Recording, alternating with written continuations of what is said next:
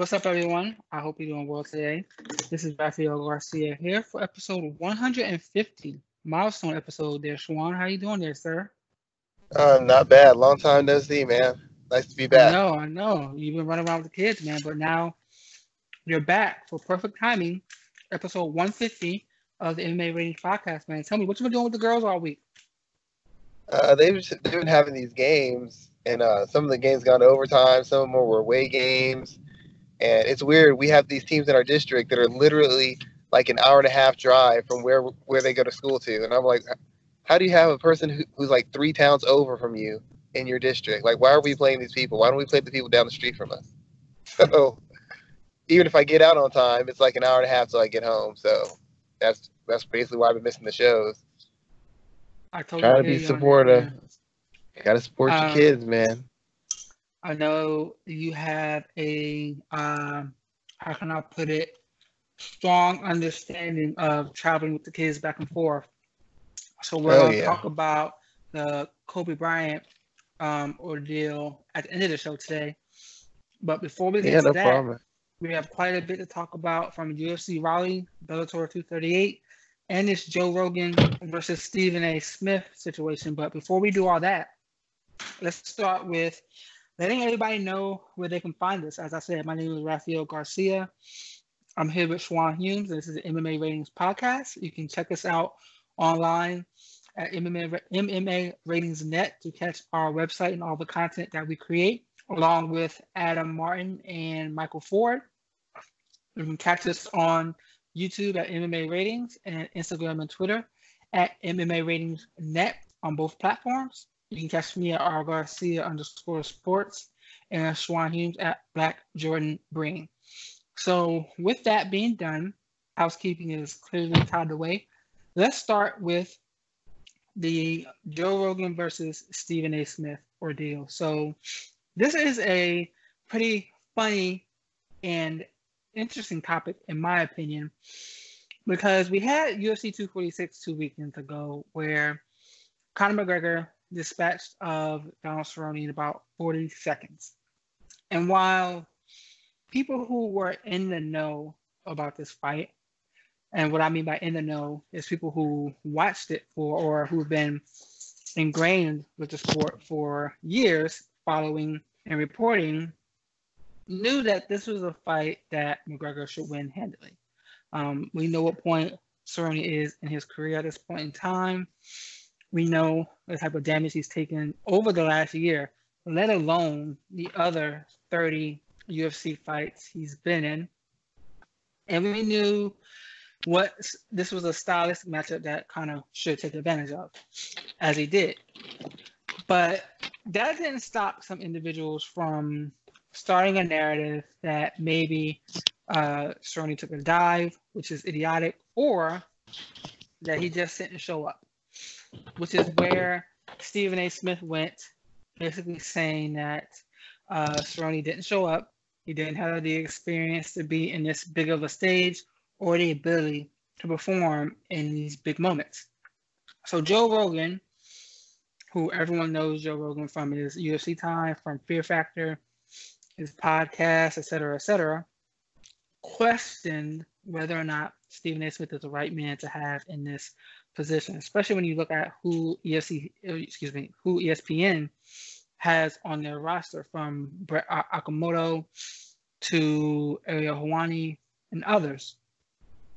So what happened next is Stephen A. Smith decides to go to his Twitter account and give one of his classic responses, touting his expertise, his experience in sports. He said 25 years, and what he's done as a sports reporter, which is clear as day. You know, he's done just about it all. I think he's probably one of the highest paid media personalities in the industry today.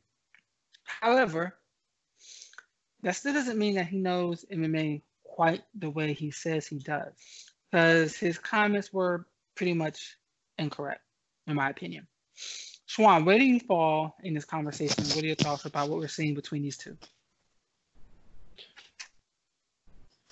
Well, I think the mistake people are making is Stephen A. is not brought on as a MMA expert. He's brought on as a person who's more or less speaking on the behalf of the regular person or the casual or the hardcore sports fan, but casual mixed martial arts fan. He's speaking from their perspective.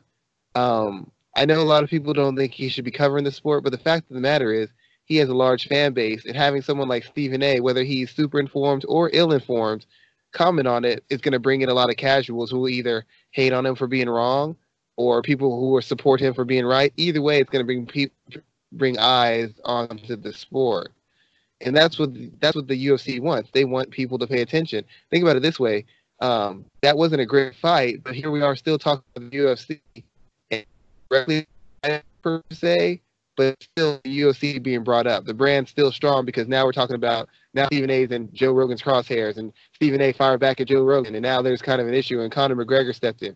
Conor McGregor didn't step in on accident. He didn't step in because it's the right thing to do. He stepped in because it's another opportunity to build his brand and increase his Q rating by getting involved with somebody who's a very big name in sports. Stephen A's not even an athlete, and he's got a bigger name than most guys, almost everybody in MMA, and over a lot of guys in the NFL and NBA and the MLB. He's a big name. He brings a lot of attention. That's what they want. That's what they got. I don't think he's ever said that he's an expert in mixed martial arts. He has been covering it for a while as I forgot the guy, Josh Gross said at UFC 41 when Tim Sylvia won the title, there were two reports with Stephen A. So Stephen A's been covering MMA a lot longer than a lot of people who consider themselves hardcores or know-it-alls. They weren't there in the lean times. They weren't there when it was really struggling. And for a couple of events, he was there. And that might not make him an expert, but you can't discount that. You can't discount that.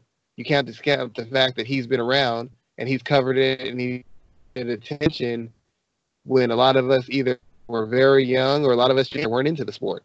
And he did it when he didn't have to. I mean, he was trying to build his own brand and build his own name, and he still took time out to cover and respect the sport of mixed martial arts. As far as his comments, I don't totally agree, but if we look at it objectively, let's look at it objectively. As experienced as Cowboy is, Cowboy has never really beaten elite fighters. He's beaten maybe one or two. So if we want to say that he didn't have the experience, he doesn't really have the experience beating named fighters. Almost all the best guys he fought, the named guys, the champion guys, have essentially beaten him and beaten him handily in a similar fashion. So in that extent, he doesn't have the experience. And I don't know that Cowboy quit. I'm not saying he's a quitter, but a lot of people, even MMA hardcores, were saying he's going to take a dive. He just took the fight for the money, and getting finished in the first 40 seconds doesn't help Cowboy or any of his fans' argument that he didn't take a dive. I don't think he did. I think Conor's just a really talented guy, but it's very hard for people to believe that a guy who hasn't fought in a year and a half, even though with a stylistic matchup, still comes in and pretty much walks through you. I mean, if you respect Conor for his fighting skill and his abilities, then you get it. But if you think Conor's kind of a clown, you think he's a joke, you saw what Khabib did to him, and you think, well, Conor can't possibly be that dangerous anymore, then yeah, it is shocking to you. And I thought Cowboy had a chance. I thought there were avenues for him to win the fight. I didn't expect him to go down the way he went down like that. I mean, it's the biggest fight. It's his biggest fight, not for a title, but for the attention, for the money, for the fame. That was his biggest fight. That was his chance to turn the entire narrative around. And he pretty much just cemented the narrative that he can't compete with elite guys and that he tends to fold in big pressure situations. That doesn't mean he quit. That doesn't mean he wasn't good enough. Doesn't mean he didn't have the experience. But if you look at it objectively, his experience against elite guys says he can't win an elite fight. His experience against elite guys says he can't really make it out of a round against elite guys. He lost to RDA in the rematch, first round. He lost to Anthony Pettis, first round. Lost to Justin Gaethje, first round. Lost to Conor McGregor now, first round. There's been a lot of first-round fights against elite talent. So from that perspective, Stephen A. actually is right. And there's a lot of fans who, if Stephen A. used different words, would actually take his side. It's the way he said it, the tone he said it, and the directness in which he said it. Because it's making it seem like Cowboy's a quitter and Cowboy doesn't have any heart, which we all know isn't true. But as far as experience at the top level versus elite fighters, Cowboy's probably got the worst record of anybody who's considered a Hall of Famer or an elite fighter himself. I don't know another elite fighter who has as many losses to dominant or elite fighters on their resume who still gets to be called an elite fighter. I don't know that he has elite skills, But Donald's more of a guy who just fights anybody, and his record's been made off of beating everybody except the very best guys. That's how he's got all his wins and his win bonuses. He hasn't got him beating the best. And Stephen A. just put it in a manner that other people don't like, even though the majority of fans, when they talk about the fight, were saying similar things to what Stephen A. said. Before the fight, they're saying the same thing Stephen A. said after the fight. They just don't like where it's coming from. They don't like the source it's coming from. But MMA fans were saying the same thing. He's going to quit. He can't take it. There's no way he can survive. He's going to take a dive. But now Stephen A., an outsider, says it, and now it's problems. It's like the same thing. You can complain about your mom, but I better not complain about your mom because she's your mom. Same thing.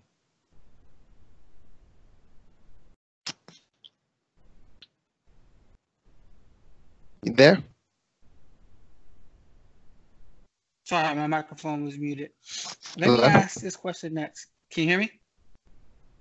Schwan. Okay, just make sure. Yeah, sorry about that. My microphone was muted.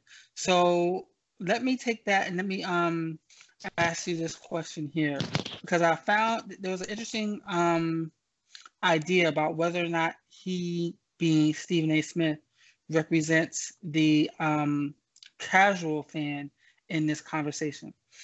Do you think that is a possibility? Because I think that that's an interesting way to kind of look at this, that Stephen A. could be seen as like someone who is speaking about this from the casual fans kind of viewpoint. Like if you watch this fight at a bar or somewhere, he's probably saying a lot of things that the casual fans are watching, we're probably saying as well. Do you think that that is along the same course? Yeah, I mean, if you're an average fan who doesn't know very much and doesn't know Donald Cerrone past what the marketing says, what would you think about him? What would you think? He got hit with some shoulder strikes. He didn't look like he was completely out. Looked like he shelled up and he kind of quit. And the rumors before were that, I mean, if I'm a casual fan, and casual fans usually parrot MMA fans. MMA fans were talking about he's going to take a dive. He's in it for the money. He's not acting the same. He's not talking the same. He's not as aggressive as he usually is. The fix is in. So if they've been saying that for weeks before the fight, why are we shocked now when casual fans repeat what MMA fans have been saying for the past couple of days, at least past couple of weeks? They said it at a press conference. There's been rumors about it. People have asked that question before. So Stephen A., he's not a total casual, but I mean, he doesn't have the technical knowledge to comment on mixed martial arts on the highest technical level. To be fair, a lot of analysts don't. He's just saying his opinion. That's all he said was his opinion. He didn't say it was fact. He said, in my opinion, I feel like he didn't have the experience, that he quit, he was looking for a way out, and he can't compete at that level. That's his opinion. It just so happens that his opinion actually is close to the truth, because Donald Cerrone can't compete at the elite level. He's beaten 1 or 2 elite fighters out of the 8 or 9 he's faced. He's constantly been finished, and he's been finished in devastating fashion. You know, so that's true. His experience says he can't beat elite guys because he really hasn't done it. He tends to not be able to handle high-pressure situations. Nate Diaz, he couldn't handle it. Anthony Pettis, he couldn't handle it. Vincent Henderson, WEC, couldn't handle it. Jamie Varner, WEC, couldn't handle it. Justin Gaethje couldn't handle it. Now Conor McGregor, couldn't handle it. Tony Ferguson couldn't handle it. For all the people who are offended, if you look at Donald Cerrone's record, where do you see the world-class elite experience where he's won the fights? We know he'll take them. We'll know he'll fight anybody. But the question is, he can't beat everybody. He can beat a certain caliber of guys. Elite guys aren't. Elite guys aren't it. And that's just an observation that anybody could figure out just by looking at Wikipedia. So does Stephen A. have the in-depth knowledge to make the comments and make him not be criticized? No. He doesn't have enough skin in the game. But Stephen A. is a big guy on research. He likes to ask questions. He does his research. So I find it weird that people would think he'd make a statement without some kind of backing on it. And if we're really honest and look at Cowboys' record and look at what he's done against elite guys, it's really hard to argue against what Stephen A. said. That's all I'm saying.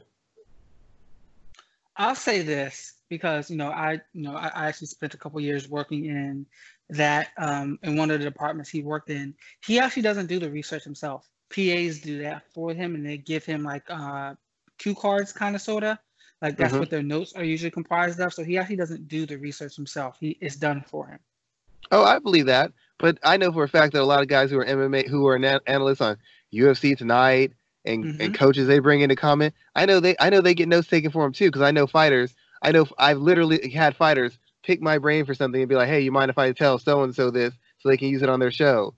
Well, so-and-so's the paid analyst. Why isn't he doing this himself? Oh, yeah, well, they have people who do that for him. So we can pull that with Stephen A. We can pull that for a lot of people. There's guys who are respected analysts, respected fighters who are respected for their opinions and their takes on fights, and they're getting help from other people. So, I mean, I'm not saying it's right. I'm just saying it happens a lot.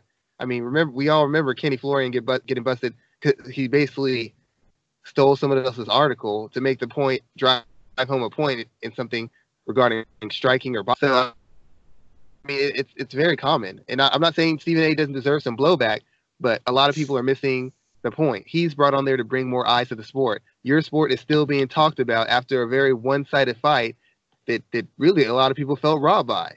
It's still being talked about. Dana White doesn't have a problem with it because the UFC brand is still being built. It's still being talked about on multiple platforms and multiple forums. So that's what they want. They want the attention. They want their names in people's mouths. They want the discussion to continue. Stephen A. has assisted in doing that. I don't think he's super knowledgeable about it, but I think he's put himself in a position to speak for casual fans, and I can't hate on the guy for doing that. You know, I'm not saying he's right, but the points he's making, if he got people to do the research, then get mad at those people. They gave him these facts. He just had the guts to go out and say it. And a lot of guys wouldn't go out and say it because it's not their area of expertise. They would have been more restrained. They don't pay Stephen A. to be restrained. They pay him to come out and give harsh opinions. He's doing his job. And if the UFC is really honest about it, they want him to do his job. That's why they're still talking about this 2 weeks later. True. Good points there, sir. Good points. We're going to move on to the second round today and talk about Bellator 238. When looking at the cards that were scheduled for this weekend, this was definitely the stronger card of the two. And at the top, we got Chris Cyborg winning her fourth title across 4 promotions when she stopped Julia Budd in the first round. So let's talk about that that career milestone itself. How important is it to recognize what Cyborg has done, winning the UFC, Strikeforce, Invicta, and now the Bellator titles? Oh, it's very important. It's very important because, I mean, winning titles in multiple organizations separates you from it's what separates you. Lots of people win titles. Lots of people win titles. Lots of people won UFC titles. Lots of people won Strikeforce titles. Lots of people won Bellator titles.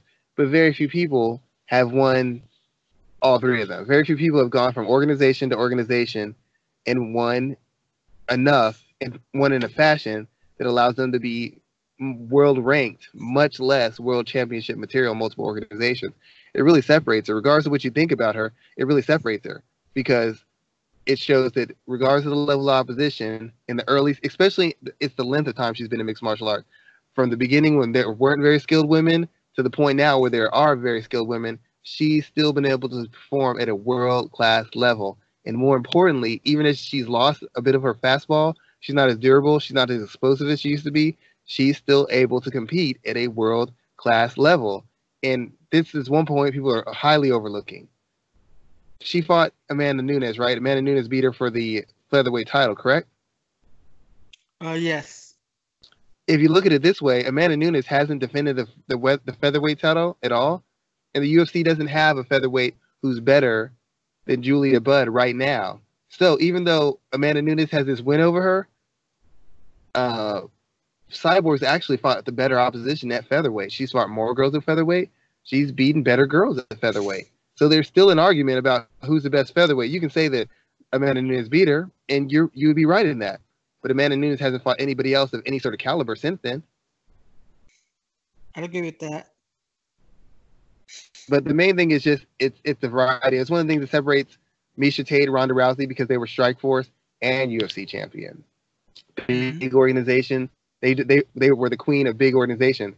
Now you're looking at Cyborg. She's the queen of 4 of them. UFC, Invicta, Bellator, and who else? I forgot the last one. Strikeforce.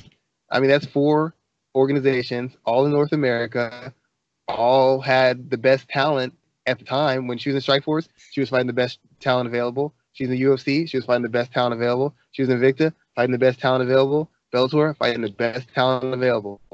And at that time, at one point or another, she was the best fighter in all 4 organizations over a period of 10 or 12 years. That's a really hard thing to do. to be 12 years in the game and still be considered the best and still be considered one of the best. I mean, pretty much separates her from everybody. It doesn't excuse the PED things. It doesn't overshadow some of the other aspects of her career, but it's something that I don't think anybody else is going to be able to do, because by the time they're leading an organization, they're on the decline.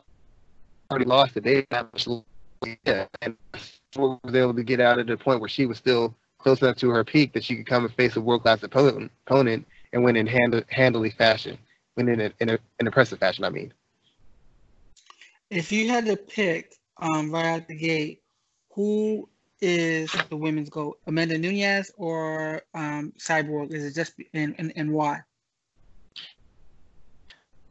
It's tough for me. I really don't know, because Amanda Nunes has beaten all the named girls who would be the competitors. She beat Ronda Rousey. She beat Holly Holm. She beat Miesha Tate. She beat Cyborg.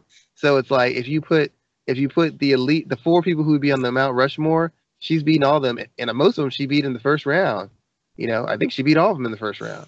You know, so she's beaten all the other biggest names, all the other title holders, for everything the Cyborg's accomplished. Amanda Nunes beat her decisively. For the fact that Miesha Tate was a 2 organization champion, Amanda Nunes beat her decisively. Ronda Rousey, 2 organization champion, beat her decisively. Holly Holm was the woman who had the biggest upset of all time history. She beat her decisively. So it's really hard not to say Amanda Nunes because of the way she's won and the recency bias of how she's won.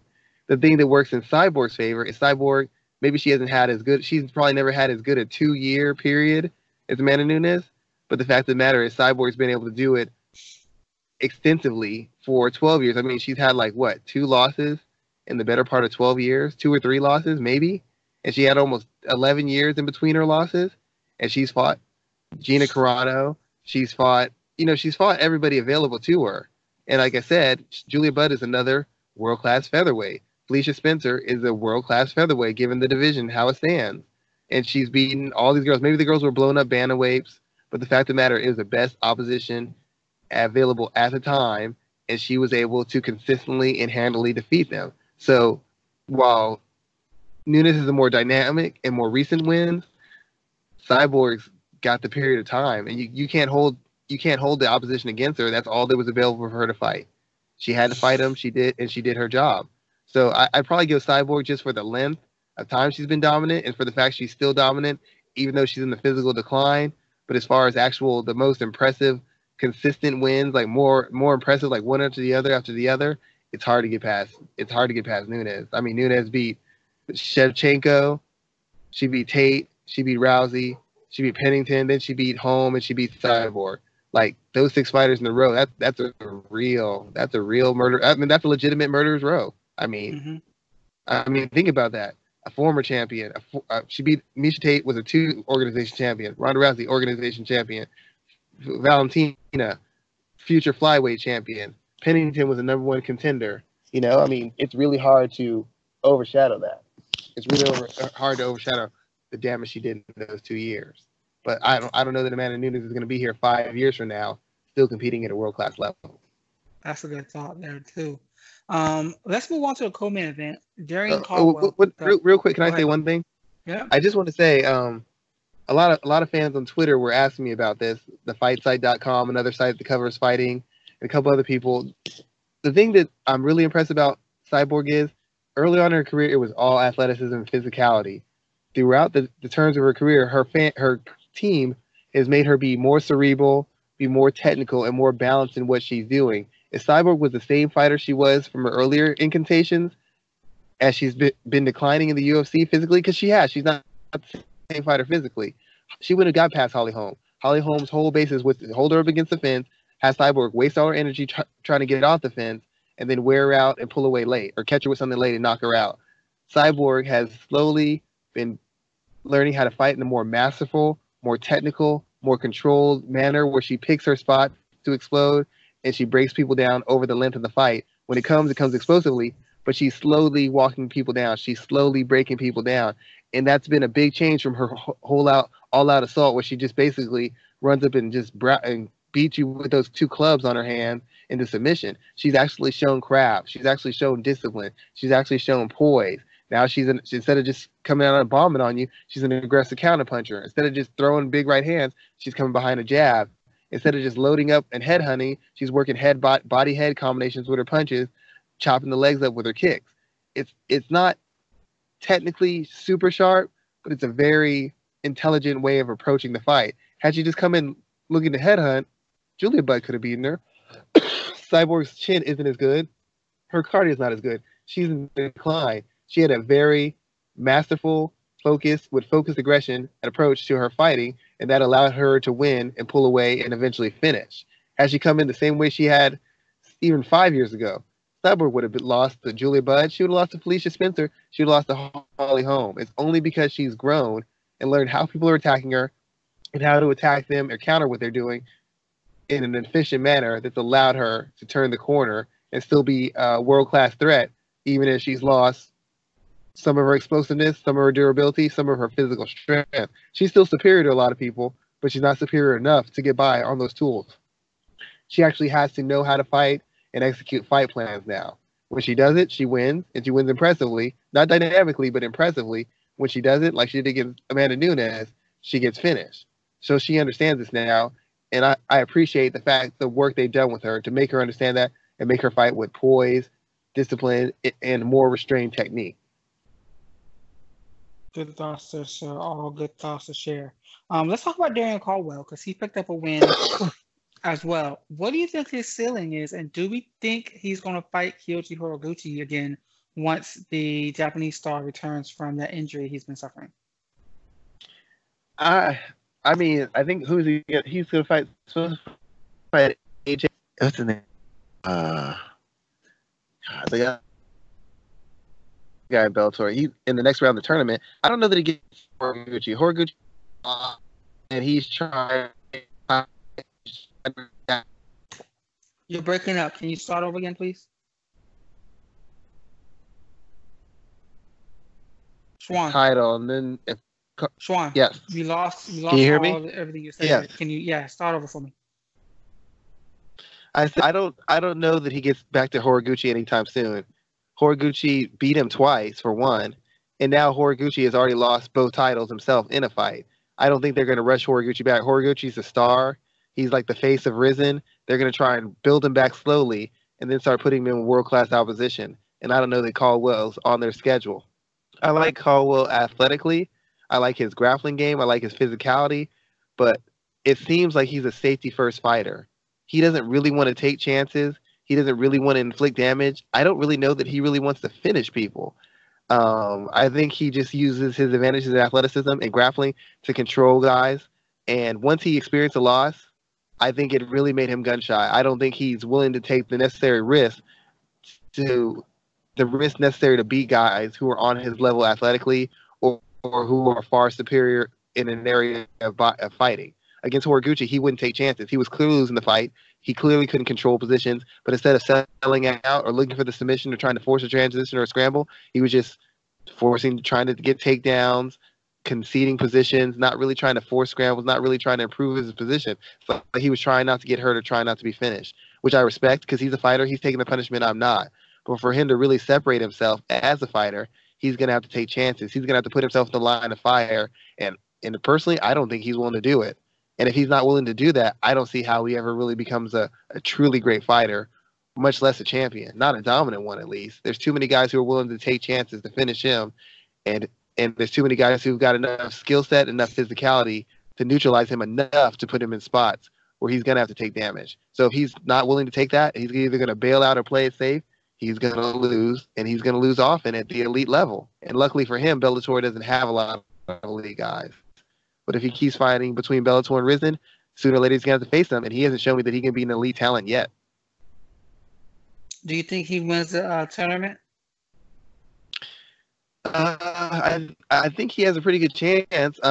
He's going to face McKee next, and McKee is a better striker, a very good grappler. The thing McKee is not a – he's been used to fighting with the advantages that Darren Caldwell's used to fight with, being bigger, stronger, better athlete. Now that he doesn't have that, I don't know what he does against a guy who should be a better grappler and should be a comparable, if not better, athlete.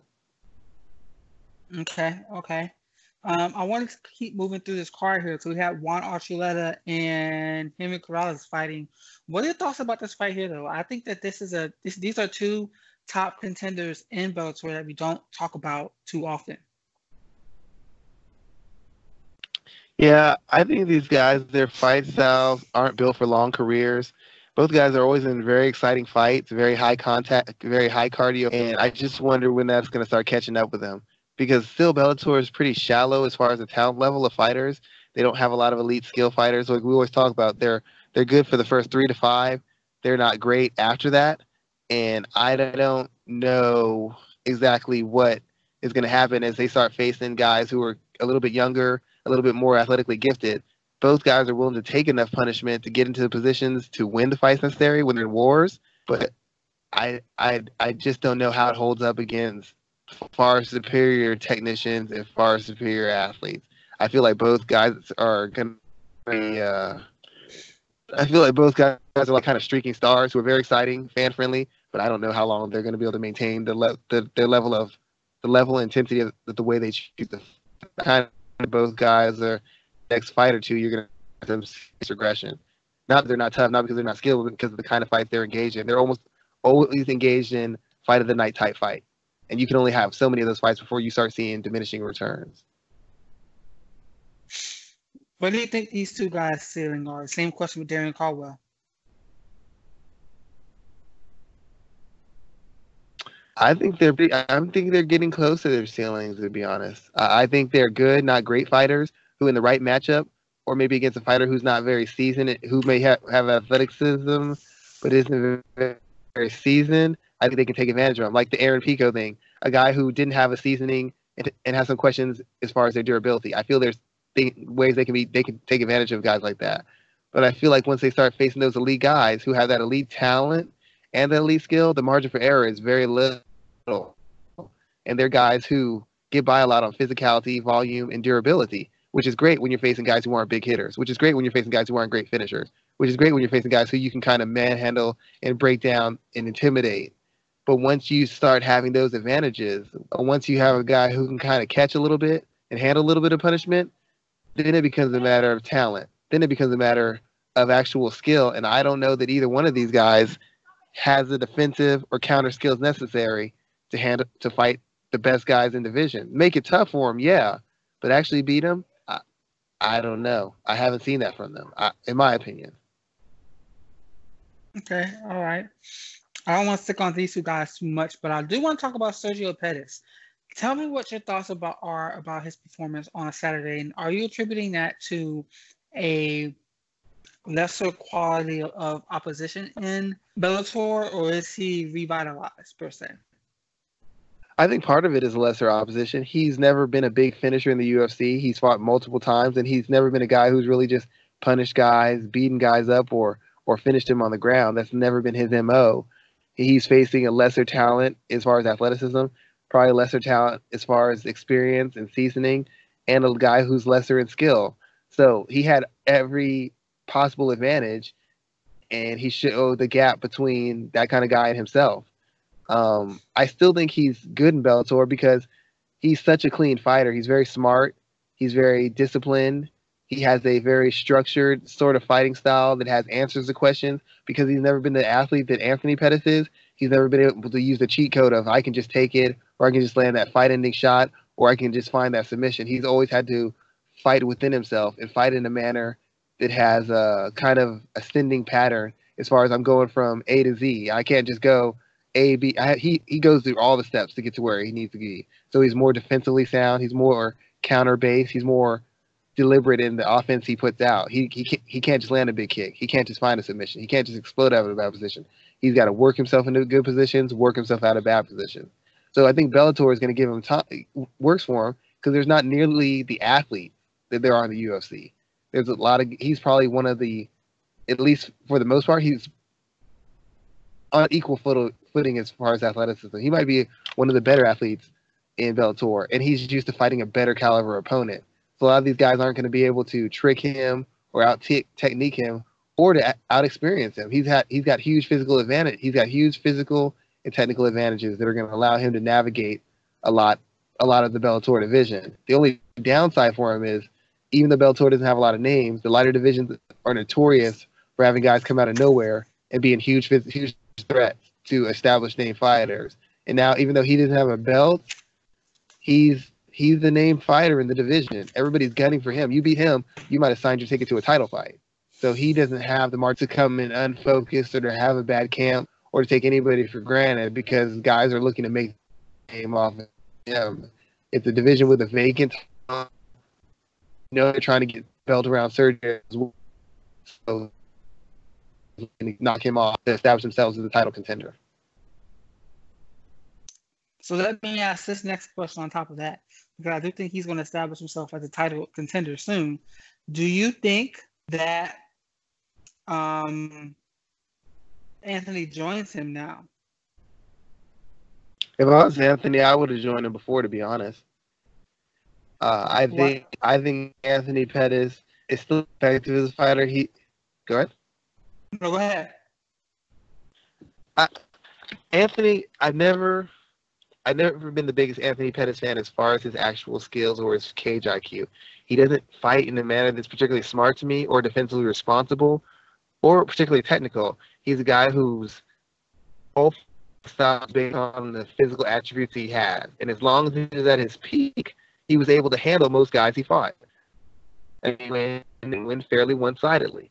But as he's declined physically, and he's faced guys who got comparable athleticism, he's never been as dominant. He's never been able to establish the separation necessary to go on win streaks or even to win more fights than he loses. It's always win one, lose one, win one, lose one, win one, lose one. As he's declined physically, the lack of defensive footwork, the lack of combinations, the lack of an active jab, the inability to circle off the cage or exit on an angle has left him exposed. And the only reason he's still able to do damage is because he's still tough as a $2 steak and he still hits for power. I mean, Wonder Boy's a pretty tough guy.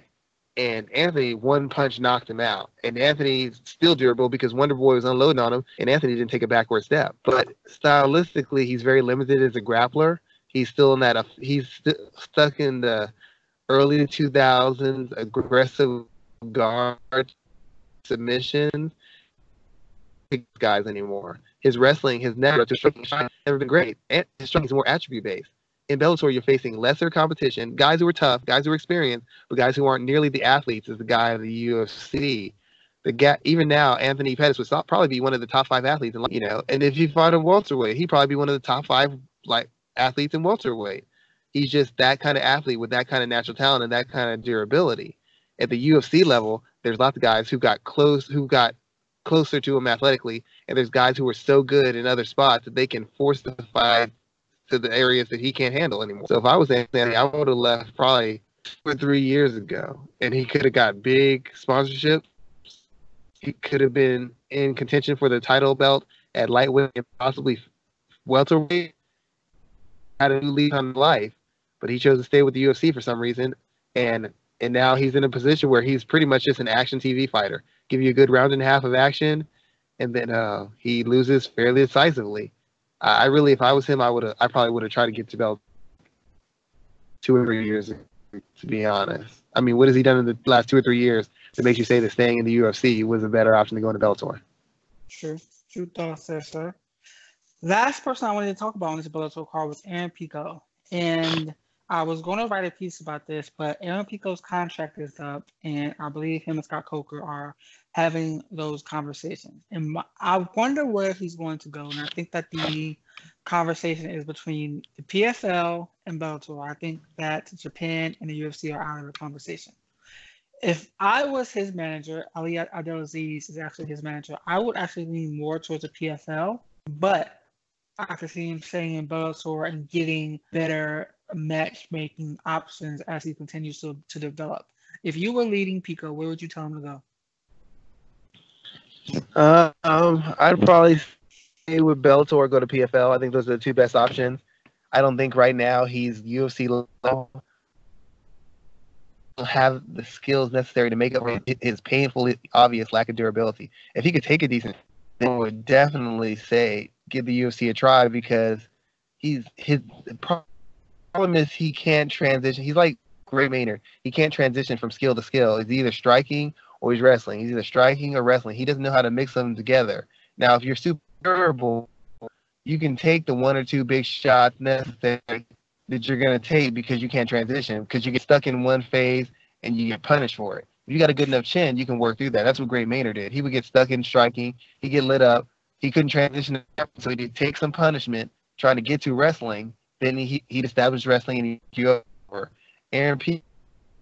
Rivera, because he can't take a shot and he can't cut from him. So he needs to be around guys he needs to get more experience to get around guys who may be able to beat him, but guys who aren't so dynamic athletically that they could finish him in a manner that's going to further deteriorate his durability and deteriorate his world-class athleticism. Because the fact of the matter is, take enough beatings, when you take some of the explosiveness, some of that physical strength, some of that quick twitch, it gets beaten. Right now, the only thing that's separating him isn't so much his skills, because defensively he's very poor. What's separating him is the fact that he's got probably world-class athleticism, power, physical strength, agility, and that's allowing him to navigate these fights that he's in against a better class of athlete without a clear advantage. He's losing when he has a clearer physical advantage. I don't know how he competes against guys when that advantage, instead of being 100% or 75%, is only 30%. You know, when that gap gets closed, the holes in your game become very big. You don't believe me? Look at Anthony Pettis. He's a prime example of how that ends. And if you can't take punishment in a combat sports game, you have to fight almost a flawless. So for me, the option is go to PFL, where he's facing guys who maybe are second, maybe third tier type fighters who aren't really experienced, who aren't really dynamic athletes, and who aren't really much better than him in any individual skill set. Plus, he's going to be on ESPN. They'll sell his story. He has the potential to make money. He has the potential to get his face out there and build his brand. Or stick with Bellator, because Bellator has done right by him for the most part, and they continue to push him. But probably the best option would be the PFL. Like I said, it's on a bigger network. It's got more reach. It has a chance for him to build his brand, and it's a chance for him to – he's going to have to develop a new identity as a fighter, and fighting against PFL caliber type guys should – in theory, allow him to develop those skills and develop himself. But once again, like I said, when you can't take punishment, any fight you take is a toss-up, because any shot you take could be the end of you. So, are you surprised with where he is in his professional development right now? In one instance, not really. I mean, the fact of the matter is he wanted to take on the toughest guys, and even when he was winning, he was facing guys who were really experienced, guys who had been in tough fights, guys who weren't maybe not the level of athlete he is, but guys who've been in much more fights, who've been tested, who've been put in bad spots, and shown the ability to fight their way out of them. And when you take that kind of tough road, you're going to experience losses. I mean, in my opinion, you're just going to. I mean, John Jones was able to navigate that, but John Jones also was a very, very durable fighter. That's essentially what's allowed him to maintain his win streak. And once it became clear that Pico wasn't particularly durable, you had to see the fact that he was going to start experiencing some losses. And to that extent, that's why I'm not shocked about where he's at in his career right now. He's still got tremendous talent. He's still got tremendous skill. But the question is, can his chin hold up long enough for his skills and his ability and his physical talent to be the determining factor in his fight? So I'm not shocked. I was very impressed that he took the tough fights that he took. I backed him on it, and I don't think there's anything wrong with it. But if you thought that you're going to take experienced, tough, gritty guys, and you were just going to walk through every single one of them without any harm or form or fashion of failure, then him and his team were painfully arrogant, and they paid a price for that. And after he experienced a couple of devastating knockouts, I probably would have taken more time off and really worked on developing his skill set and developing his defensive awareness. When he started rushing back, trying to get back the fame he had before or get back the mojo he had before, that's when I really knew things were going to get bad. Because instead of taking the appropriate time to heal, let your body recover and develop skill sets so that you won't find yourself in bad spots or so you can navigate bad spots, he just put himself right back in against tough opposition. And that's just not the answer, not when you're a professional fighter. Somebody has to have the good sense to say, this is not smart. We need a plan. And it seems like he's calling the shots. And that's what's gotten him into the position he's in right now, because he's a young, talented kid who thinks he can't be beaten, thinks he can beat anybody. And he didn't respect the sport or respect his opposition enough to take the appropriate measures to handle the spots they put him in correctly. Do you think he has is he at a point in his career where he could win a PFL title? I think he has the talent and he's got enough skill. I just don't know if he's durable enough. I mean, we've seen fights where he's literally dominating, one punch away from knocking somebody out, and then he gets caught and he's finished. Against Borix, he's handling him, out wrestling, out grappling him, gets kneed, done. Against Corrales, he's beating him from pillar to post, done. In the first fight he had, the guy caught him clean, he couldn't recover, and he got finished. So it's the fact that he just can't seem to take any real prolonged punishment. And I don't see how you become a long-term champion, much less a dominant champion, if you can't take any sort of punishment. It seems at some point or another, you're going to get sprawled on, somebody's going to counter, or somebody's going to lead with a shot and hit you. And if you can't handle it and you can't recover from it, you can only go so far in this sport. You have to be able to take a certain amount of punishment to be a champion. Now, maybe he can just out-athlete people, and that's a possibility. If he fights smart enough, he can just out-athlete them. But I don't know. I don't know how long he can last, especially when so many people have seen him finish. When people have seen you finish like that, it makes them a little braver. It makes them a little bit more willing to take risks from the beginning of fights to the end of fights, because they know at any point they can find the strike they need to finish you. And it only takes one. It literally only takes one to beat him. All right, sir. We're going to move on to, what is this? UFC Raleigh. Just a quick recap of this fight card as well. I only really wanted to talk about two fights here, and that's the main event where Curtis Blades defeated Junior Dos Santos, and the co-main event where Michael Chiesa defeated Raphael dos Anjos. Talk to me about Curtis Blades. He's ranked number 4 in the division, but he has a tough argument for his title shot, seeing how he's lost twice to Francis Ngannou.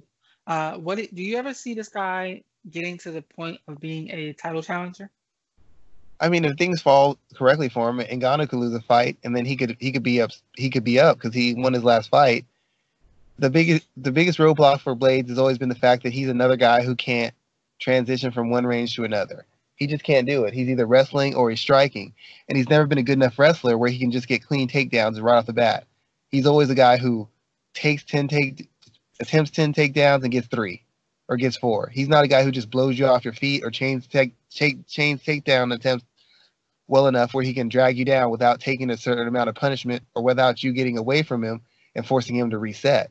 So when you're that kind of guy, you have to be able to set up your takedowns with your strikes, then shoot in, or get somebody defensive with your takedowns and then follow up with your strikes. He's never been able to do that. And that's why, excuse me, he wasn't able to beat Ngannou. He was never able to hide what he's doing well enough to get in a position to put Ngannou on the defensive or disrupt his rhythm to where he can control him with his offense. Beating Junior Dos Santos is as impressive as it is in a name. Junior Dos Santos isn't the guy he used to be. Athletically, he's not as explosive. He's not as durable. And because he's been finished so many times, he's not nearly as aggressive or as brave as he used to be in his striking. Junior Dos Santos is still a good fighter, but that's only at heavyweight. And if he was a light heavyweight, he'd still be a contender. At heavyweight, he's still a contender. But that has a lot more to do with the division than it has to do with anything with his skill set. Curtis Blades, yes, he won by knockout. I guess that's impressive. But he fought a guy who's been finished how many times in the past 3 or 4 years? Dos Santos' chin isn't there. His ability to recover isn't there. He can pitch. He can't catch. So Blades being able to take some punishment and survive, that's fairly impressive to me. But the fact that he was taking those shots shows me his defense still isn't there on the feet. And he knocked Dos Santos out. But I think any heavyweight who can sit down on their punches and commit at this point can knock Dos Santos out. So that win doesn't impress me as much as most people think it should. I wouldn't favor him to beat Daniel Cormier. I wouldn't favor him to beat Stipe Miocic. I wouldn't favor him to beat Francis Ngannou. His game is still too separated. It's not a true mixed martial arts game. And he's not good enough at either of the two things that he does to beat elite guys. He's not a good enough striker offensively or defensively to beat the better guys. He's not a good enough wrestler offensively or defensively to beat the better guys. I don't know that he beats Derek Lewis because he can't transition. And at some point, Lewis is going to get up and find a counter. And he's not good enough to get away from him. And we know that when he gets hit by big power, he goes to sleep. Derek Lewis and Francis Ngannou are essentially the same fighter. One's more respectful and better shape. One's more over the top and out of shape. But essentially, they do the same thing in their fights. Defend, get up, land big counters, and fight. And Blade still hasn't developed his fight game enough to transition from one realm to the other. And until he does, I can't see him beating any of the really, in my opinion, top 4, top 5 heavyweights. So I'm guessing that you don't ever see him challenging for a title unless someone slips out of a opportunity. Looking at the top 3 men, Stipe Miocic, Daniel Cormier, and Francis Ngannou, which one of those 3 does Curtis Blaydes have the best opportunity of defeating? I can't say Ngannou because Ngannou's beating him decisively. I guess probably Cormier because he can push the pace on Cormier. Cormier seems to get away from his wrestling a little bit, seems to want to strike a little bit. And even though I don't know that he could get Cormier down, if his cardio's up enough, he can chase the takedowns and force Cormier out of his rhythm and out of his pattern and maybe weigh on him and wear on him. Or he could just try a stand-up exchange because as devastating as Cormier is offensively, not skilled, but devastating, he's terribly defensively. He doesn't like it to the body.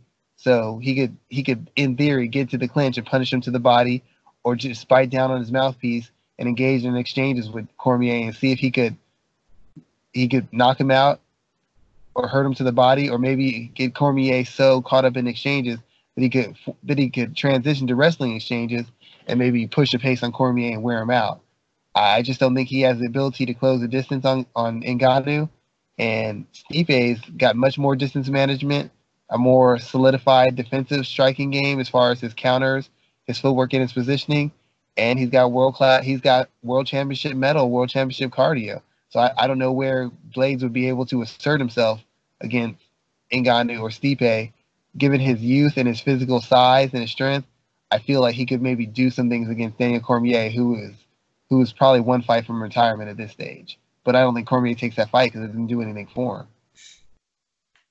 All right. Last thing I wanted to talk about was Michael Chiesa, who probably his stock jumped immensely because he defeated a man who was ranked number 5 by the UFC, and let's see where he sits actually now. With his win over Raphael dos Anjos, I think this is his most important win of his career, and now Michael Chiesa is sitting at number 7 in the division. Let's talk about 2 things. 1, how big of a win is this for Chiesa? And 2, what would you do with him next? It's a big win, more name than anything else, because Chiesa's whole win streak at welterweight, who did he beat? Carlos Condit? Did he beat Condit? I think he beat Condit. Mm-hmm. He beat Condit, he beat Sanchez, and he beat Dos Anjos.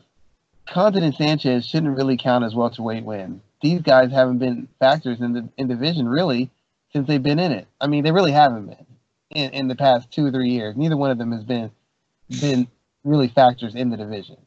And beating Dos Anjos, once again, Dos Anjos is a better class of fighter.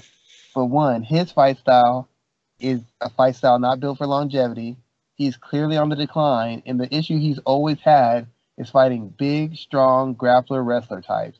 And once again, in fighting Michael Chiesa, he's fighting a big, strong, grinding wrestler grappler type.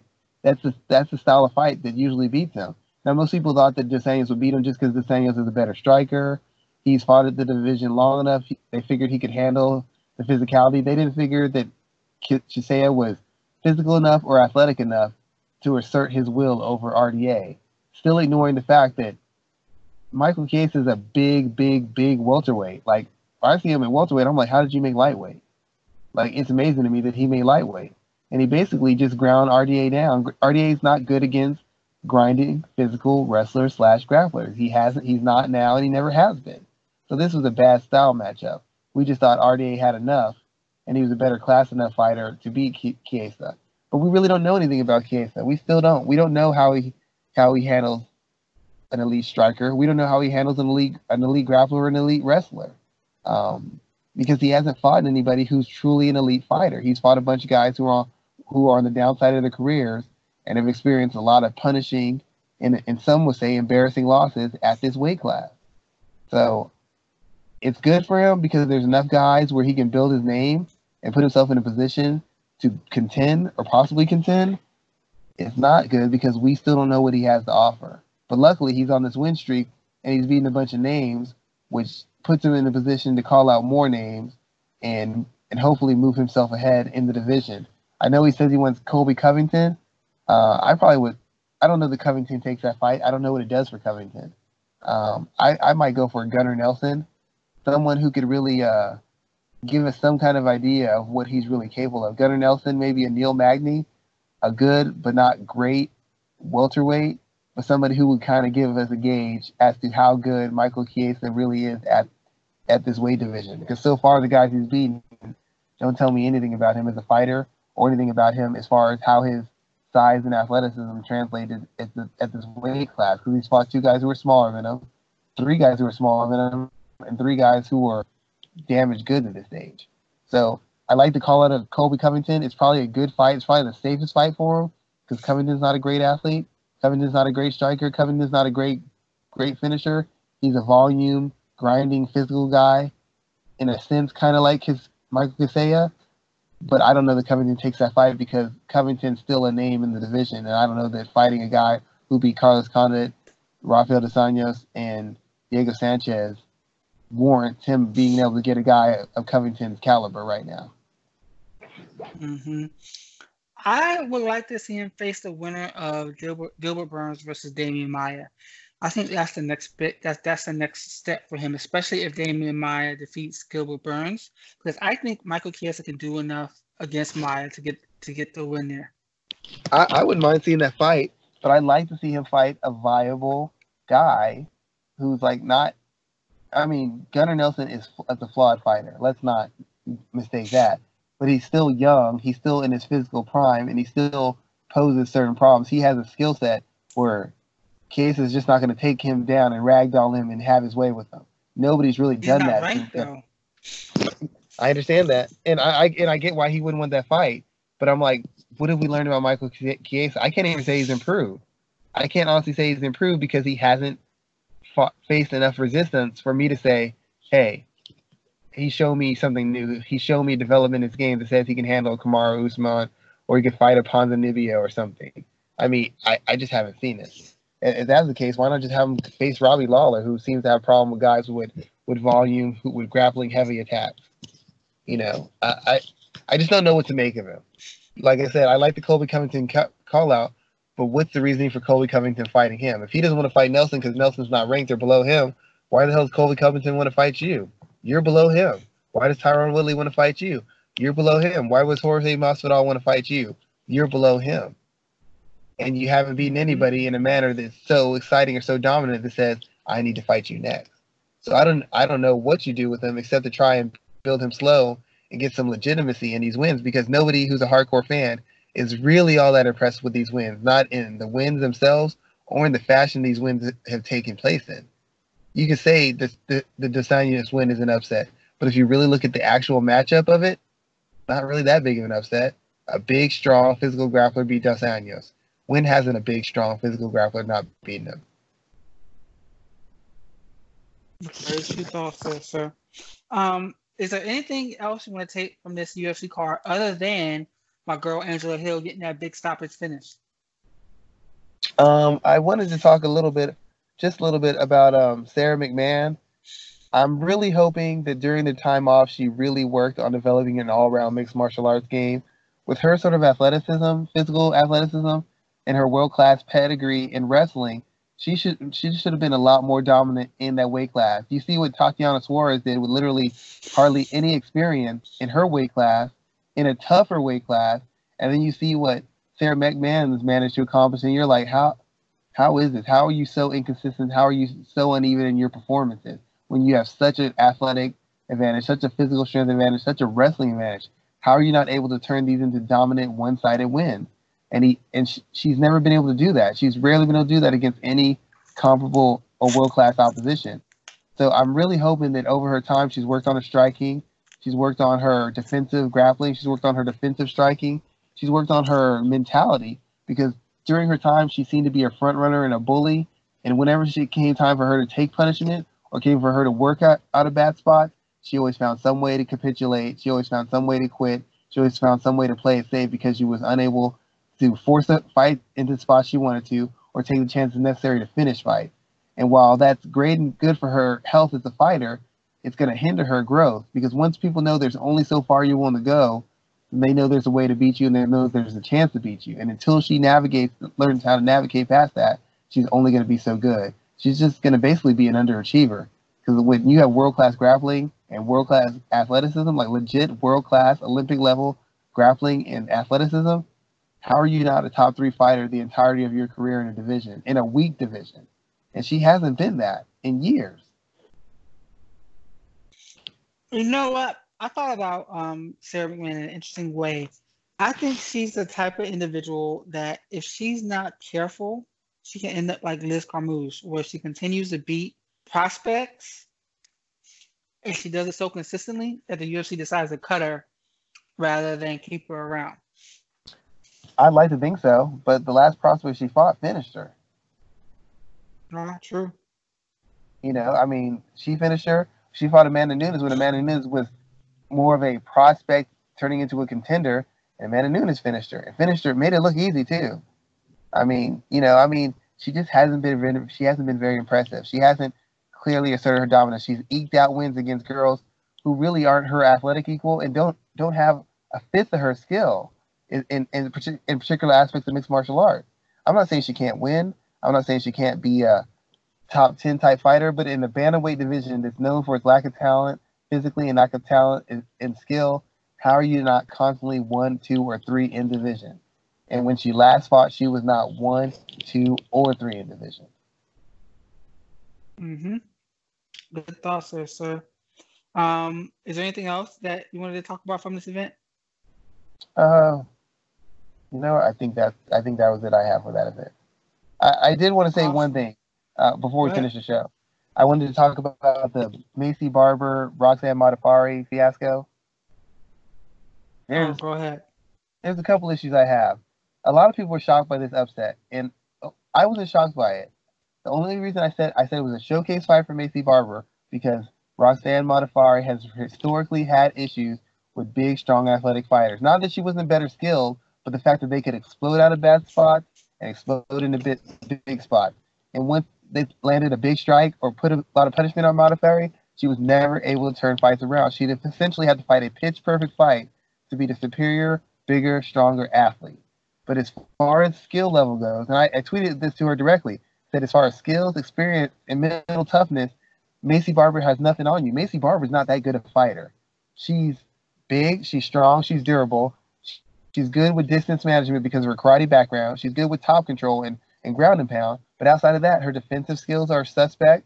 She's not good at mid-range. She's not really good at defending takedowns if you're really good at setting them up and you're willing to really fight for them. She's not good off her back. And 2 weeks before, somebody asked me, how do you beat her? I said, attack her in the mid-range, put her on her back foot, take her down. It's a wrap. And a lot of people are going to point to this injury, and they're going to say that's why. Macy Barber just isn't that good a skilled fighter. She's still learning. She's still young, but the UFC is trying to push her and market her in a manner that makes her seem like she's a world beater. They did it with Paige Van Zandt. They've done it with other girls.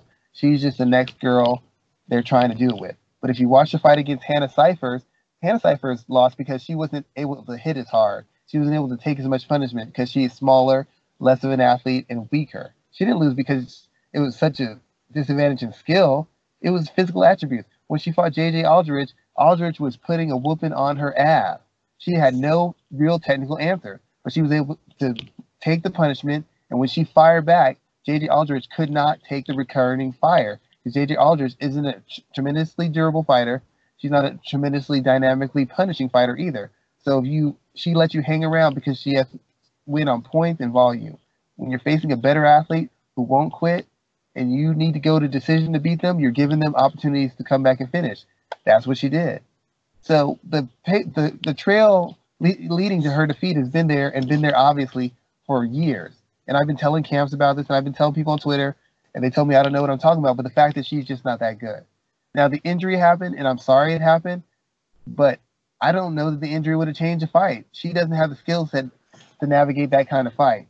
And on the second argument I have is I don't know why her corner didn't call the fight. I'm sure they're going to say she's a fighter. You don't know what it's like to be a fighter. You're right. I don't know what it's like to be a fighter. But I do know people's skill set. And she did not have the skill set to win a fight where she is physically compromised. She doesn't have the defensive grappling. She doesn't have the counter grappling. She doesn't have the defensive awareness to do anything except be tough and take a prolonged beating. And prolonged beatings are always the ones that do the most damage. Not the knockouts. The flash knockouts, that switches your light off. You're done. You can recover from that. It's taken 2, 3, 4, 5 rounds of a beating. It's having an injury and having it exaggerated or exacerbated by continued usage. And I'm getting tired of these camps holding on for these Hail Mary wins and their prime or potential at risk because they're trying to get cleaned down on it. It's not worth it. And I think her camp did a disservice. She showed toughness. She showed heart in the fight. Nothing I'd seen from her prior told me that she was going to win any sort of fight in a prolonged ground exchanges when she's on her back defending or trying to counter. It was just a bad fight. The IQ, she didn't have the corner necessarily. And that's with or without the injury. If you would have told me she would have been healthy and fought that same fight, she would have. So, you got it. But the fact of the matter is, she was a high age man being. That's what she was. It's for it. Okay. All right. So I definitely agree with some of your comments there. You broke up a little bit towards the end, but I tend to believe that she's not. I just don't. I don't think she's handled the loss very well, and I hope that she takes the time to really mature and really take a look at herself and look at her skills and look at her character, so that when she comes back, she can actually make some progress. Because she's got the mentality she has. She's not going to improve, and she's not going to be able to compete with these girls in the 12 months she's going to be out. So that's just my take on the fight and my take on her behavior before, during, and after it. True. I definitely see where you're coming from there, sir. Let everybody know what you're working on this week, Schwan. I finished my article on the Green Arrow. Shows after this year. I made an article breaking down the tools, techniques, and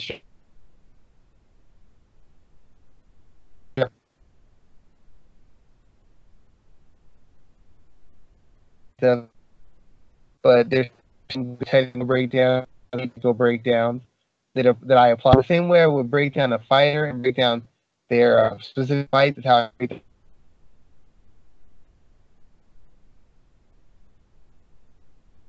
down. We can't quite hear you anymore, sir. So Finished and should be released on them this week. All right, thank you, sir. You broke up a little bit towards the end, but it's all good. It's all good. So we're gonna close out today's episode, and we'll be back next week to continue talking about MMA. And let's go from there, sir. Thank you for joining me, and let's have a great week.